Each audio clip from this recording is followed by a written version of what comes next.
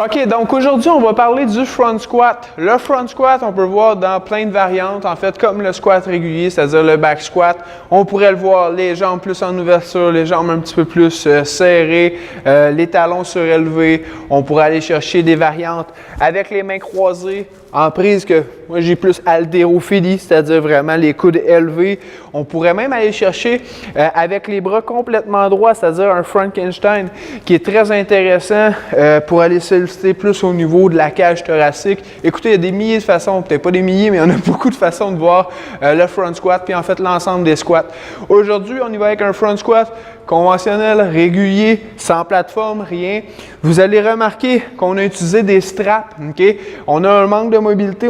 Lorsqu'on a un manque de mobilité au niveau pour aller chercher le mouvement, ce mouvement-là au niveau de l'épaule, qu'est-ce qu'on va faire? C'est aller solliciter, aller chercher avec des straps. Donc, ça nous permet vraiment de faciliter le mouvement. Puis, c'est très important d'avoir les coudes parallèles avec le sol parce que s'ils ne sont pas parallèles, ça veut dire que notre cage thoracique est enroulée. Donc, ça nous donne un bon guide pour s'assurer que le squat est bien exécuté. Je vais demander à la tête de s'avancer avec la barre. Donc, vous allez voir, il prend. Donc, on est au niveau des straps.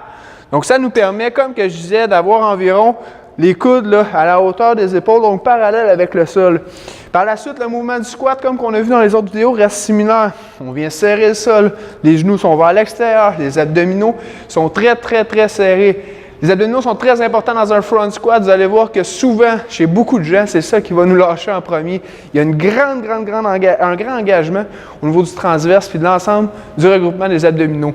On va partir une répétition pour voir qu'est-ce que ça donne. Donc, on descend. Vous allez remarquer que sur un front squat, on peut remonter.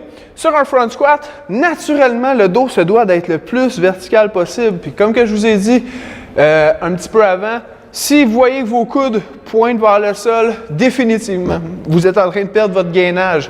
Donc, on va essayer vraiment de travailler là-dessus. On va faire une deuxième fois. Et on remonte. Excellent, ça. Donc, voilà pour le front squat. Vous pouvez nous suivre sur Facebook, Instagram et YouTube. On a aussi notre site web. Donc, merci beaucoup.